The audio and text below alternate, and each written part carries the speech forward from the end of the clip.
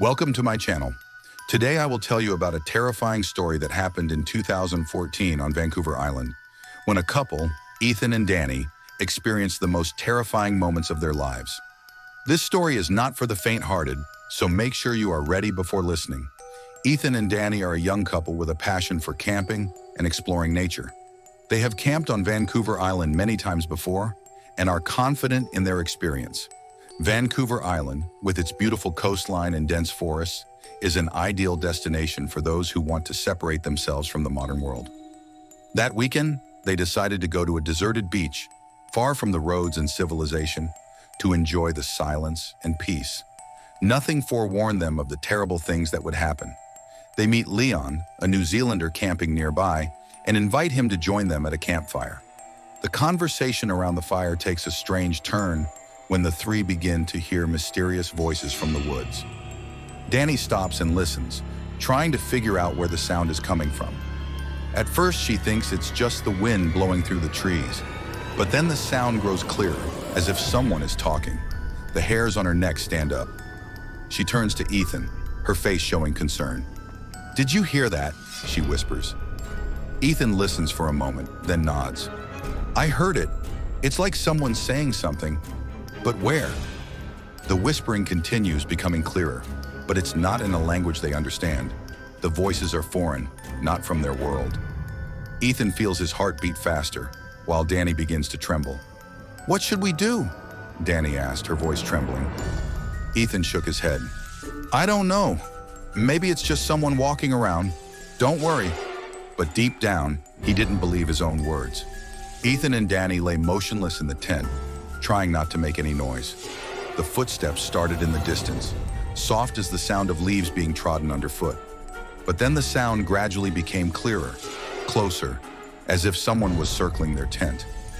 The footsteps were slow, steady, as if they were probing, searching. Danny held Ethan's hand tightly, feeling a cold sweat run down her spine.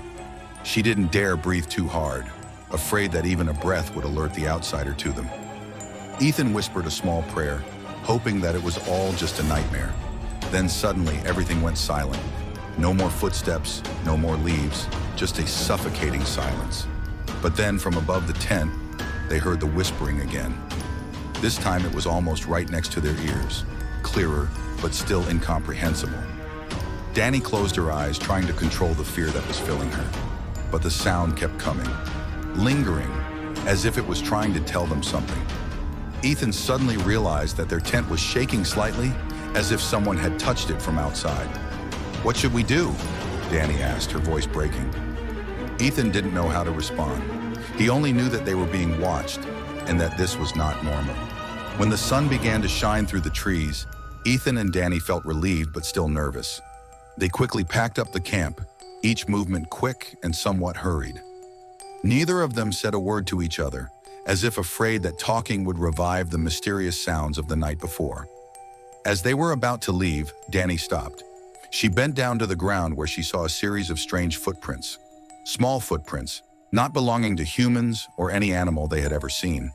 They seemed to be deeply imprinted in the ground, forming a path leading into the forest. Ethan noticed this too. He looked around, trying to find more clues, but only saw the eerie silence of the jungle.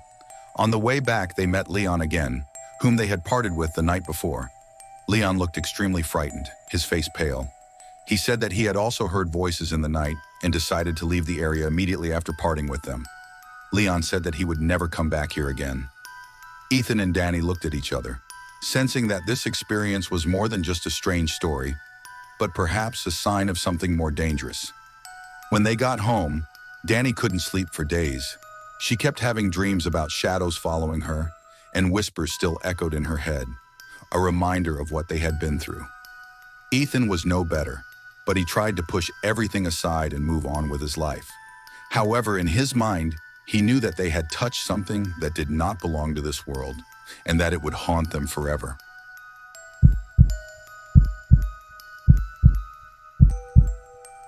This happened about 15 years ago when I was a kid. My best friend Jackson and I went to an abandoned family resort or bungalow-type place in New York. It was off a main road, then a private dirt road entrance, and it was a pretty big area, with a bunch of abandoned buildings, including at least 10 small bungalows, a main hall, a few restroom stations, and an indoor pool house. There was also an outdoor pool, a shuffleboard area, and a kids' playground. Everything was old, broken, and overgrown with weeds. We stumbled upon this place while walking down Route 209, but we didn't explore it that day. We came back another night. When we arrived, the sun was already setting, saying goodbye to the sky. It was getting very dark, but we didn't want to go during the day for fear of being caught and fined for trespassing. We brought walkie-talkies and flashlights to communicate with each other when we split up. We started looking around the bungalows together. Most of them looked the same and were relatively small, 1 or 2 beds each, a small kitchen, and a bathroom each. Some of them had small living room areas. While looking at the bungalows, I separated from Jackson because he was moving quite slowly. I tried to enter the building that looked like the main hall or office of some kind, but all the entrances were locked. I radioed Jackson to tell him that the large building was locked. He didn't answer the radio. I wondered if I was out of his range. 2 minutes later, I found myself in one of the 2 restroom buildings. It was probably a 400 square meter building. There was no door to the building, which was quite unusual. There were only 2 large openings, one for the men's room, one for the women's room. I remember the signs were faded and old. Then I saw red marks on the old concrete floor of the bathroom. I'm not saying they looked like bloody footprints, but I couldn't explain what those red marks were then, and I still can't say for sure now. Anyway, it was pitch black in the bathroom around that corner, and that was the first building that scared me into going into.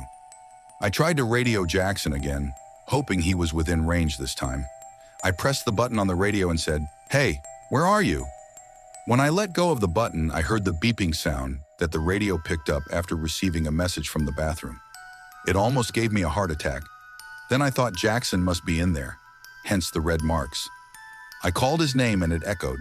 For a while after that incident, Jackson and I never went back to the abandoned resort again, but the memory of that night still haunts me.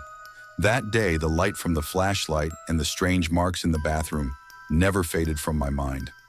I always wondered if something really happened there and why that woman acted like that. 5 years later, when I was in college, I heard that the family resort was being demolished to build a new residential area. Jackson and I decided to go back to the place one more time before it was completely gone. We were ready with our cameras and flashlights, hoping to capture what was left before everything was leveled. When we arrived, the scene before me made me feel eerie. The old buildings, the weeds taller than my knees had been cleared.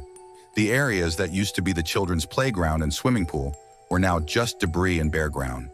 We walked along the old dirt road, looking for any trace of the resort.